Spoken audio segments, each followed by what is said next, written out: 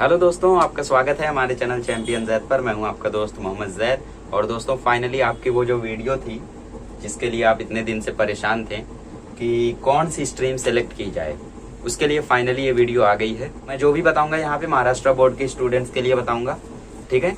तो देख लीजिए फिर भी आपको कैसे करना है। देखिए, सबसे पहले इम्पोर्टेंट होता है कि हमारे पास देखो स्ट्रीम्स कौन कौन सी है। साइंस है, कॉमर्स है, आर्ट्स है। अब इसमें आगे भी कई सारी स्ट्रीम्स है, जैसे साइंस में जनरल है, बायोफोकल है, बहुत सारे कोर्सेज हैं, ठीक है? बट मैं उनकी बात नहीं कर रहा हूँ, मेन चीजों की बात कर रहा हूँ, साइंस, कॉमर्स, आर्ट्स। अब इसमें देखो आप लोग, इसमें ज्यादा से ज्यादा स्टूडेंट्स कहाँ जाते हैं? सबसे ज्यादा स्टूडेंट्स लेते हैं साइंस, फिर उससे कम स्टूडेंट्स लेते हैं कॉमर्स, फिर सबसे कम स्टूडेंट्स लेते हैं आर्ट्स। अब मैंने इंटरनेशनल डेटा नहीं देखा है, मैंने अपने कॉलेज का डेटा देखा है, जहां पे मैंने पाया कि साइंस के जो स्टूडेंट्स हैं उनका बहुत सारे पेजेस पर लिस्ट है, मतलब उनका रोल नंबर 1000 से ऊपर तक गया है। बट बात करें कॉमर्स स्टूडेंट्स की तो वो 500-600 पे सिमट गया। आर्ट्स की बात करें तो वो बहुत कम है, ठीक है? जैसे मैं एक बार कॉलेज में गया था LC जमा करने, लिविंग सर्टिफिकेट, और वहां पे एक स्टूडेंट था, आई थिंक वो एक बार ड्रॉप ले चुके थे 10th में, प्राइवेट फॉर्म भर के उन्होंने एग्जाम को क्लियर किया था 10th के। तो उन्होंने मैम से पूछा कि क्या साइंस में सीट खाली है, क्या साइंस में मुझे एडमिशन मिल सकता है? मैम ने बोला नहीं। फिर उन्होंने बोला क्या कॉमर्स में सीट खाली है, कॉमर्स में एडमिशन मिल सकता है? मैम ने बोला नहीं। इसने बोला मैम आर्ट्स में तो सीट खाली होगी। मैम ने बोला हाँ। इसने बोला लाओ दे दो आर्ट्स। मतलब इतना हल्के में ले लिया गया है इन चीजों को। अरे भाई, यही तुम्हारा गोल डिसाइड करेंगे कि तुम आगे चल के क्या बनना चाहते हो ना, वो यहीं से डिसाइड होगा। तो ऐसा नहीं करना है कि सामने वाला क्या बोल दे और वही तुम ले लो। अभी जैसे सामने वाला तुम्हें बोल दे कि तुम साइंस ले लो, साइंस बहुत इजी है। अब मैं जैसे तुम्हें बोल दूं कि साइंस ले लो और साइंस में PCM भी ले लो, मैंने भी लिया है, बहुत इजी है।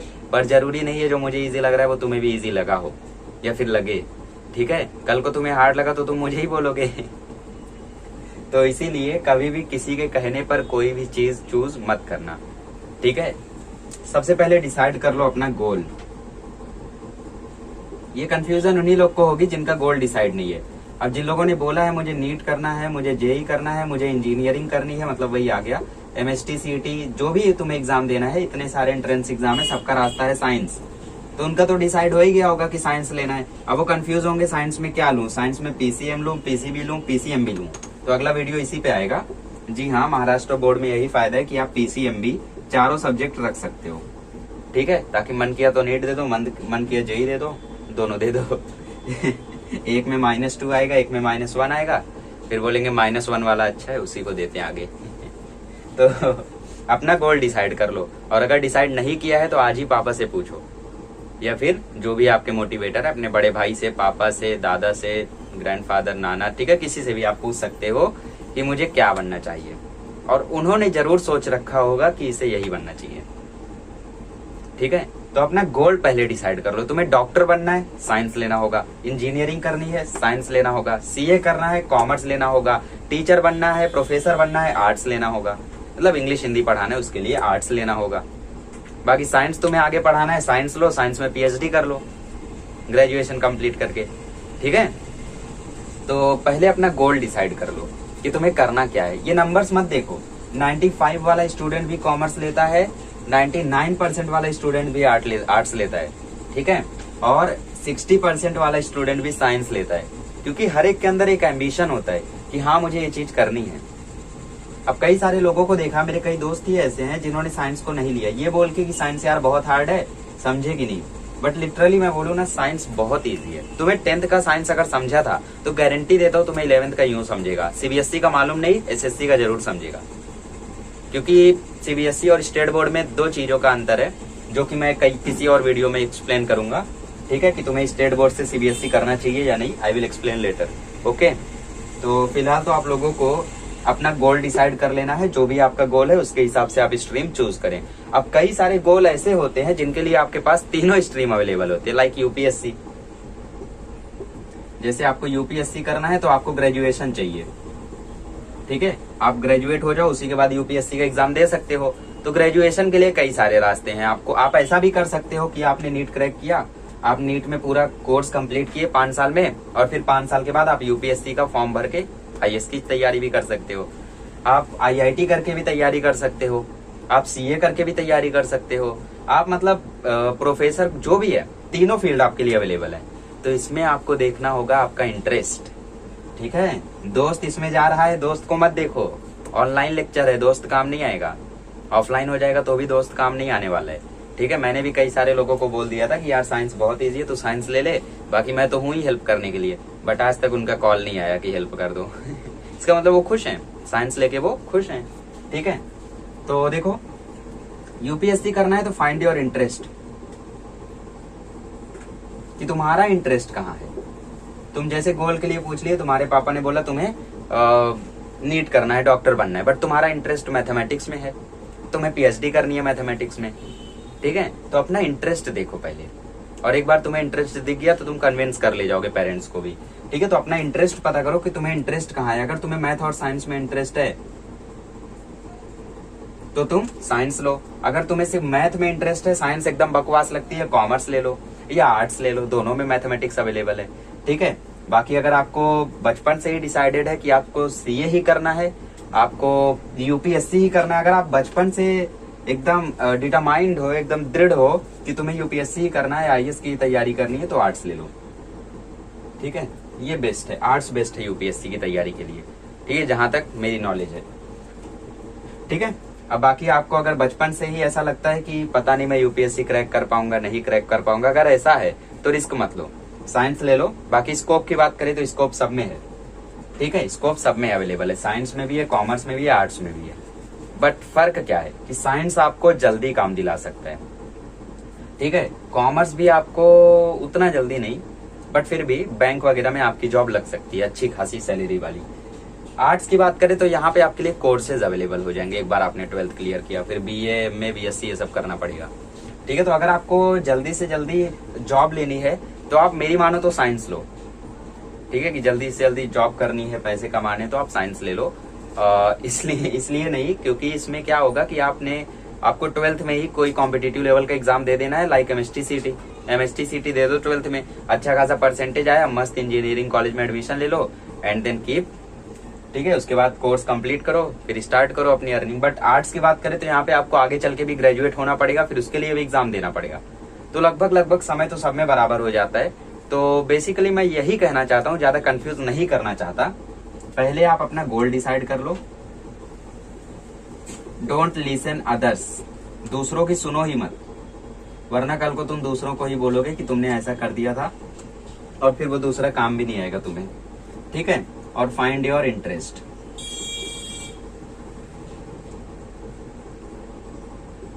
तुम्हारा दोस्त साइंस ले रहा है तो जरूरी नहीं है तुम भी साइंस लो, ठीक है।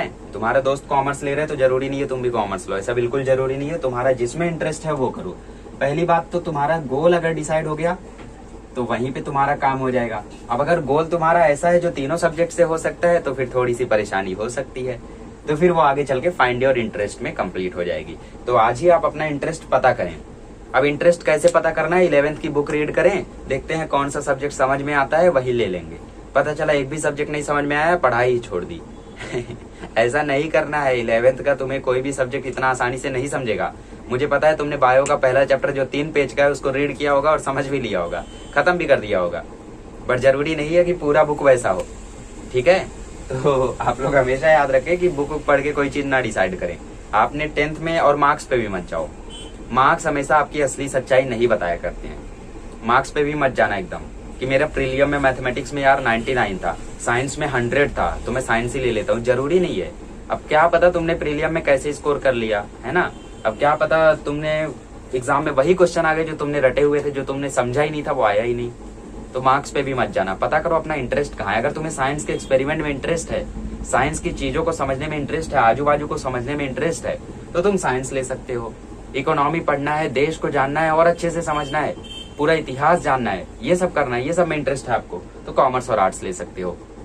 बाकी बात करें जिन स्टूडेंट्स को रटना पसंद नहीं है, तो तुम्हारे लिए साइंस ही बेस्ट है।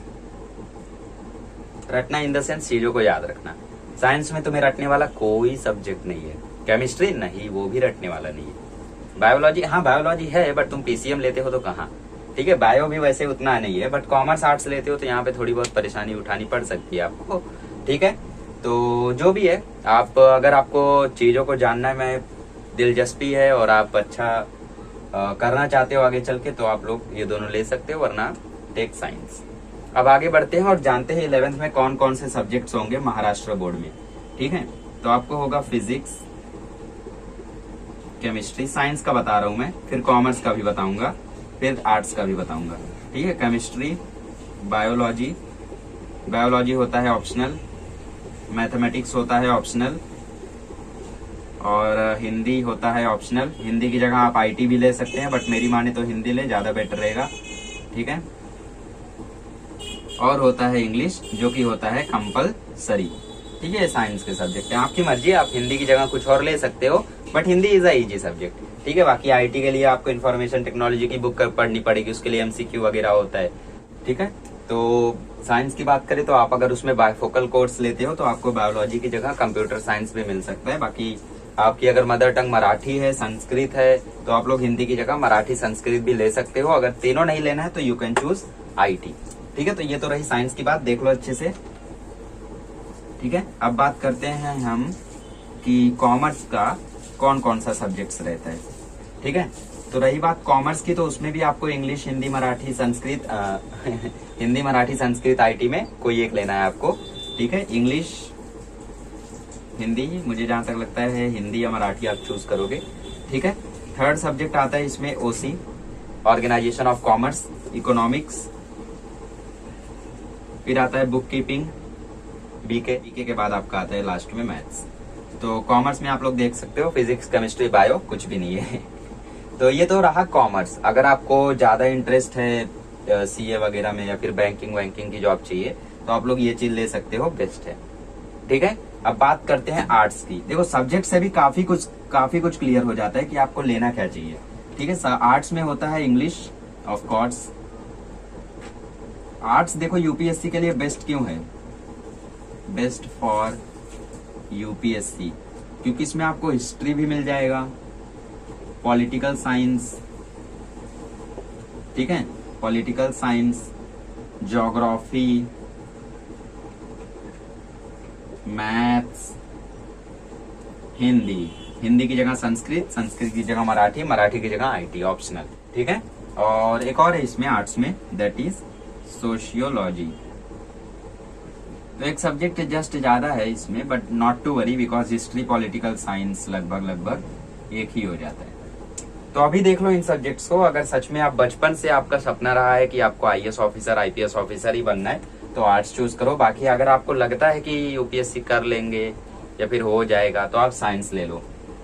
ठीक है, कॉमर्स ज्यादा चांस नहीं रहता है कॉमर्स का, but you can choose what ever you like. ठीक है, मुझे तो नहीं लगता है कि आपको हिस्ट्री, ज्योग्राफी, सोशियोलॉजी या फिर इन सब में ज्यादा इंटरेस्ट होगा रटने बटने में। ठीक है, तो अच्छी बात है, रहना भी चाहिए। अपने देश को जानना, अपनी चीजों को समझना बहुत जरूरी है ये सब। ठीक है, तो आप लोग ले सकते हो आर्ट्स, कॉमर्स, साइंस में से कोई एक सब्जेक्ट। तो आई थिंक आप लोगों का आज सारा का सारा डाउट्स क्लियर हो गए होंगे।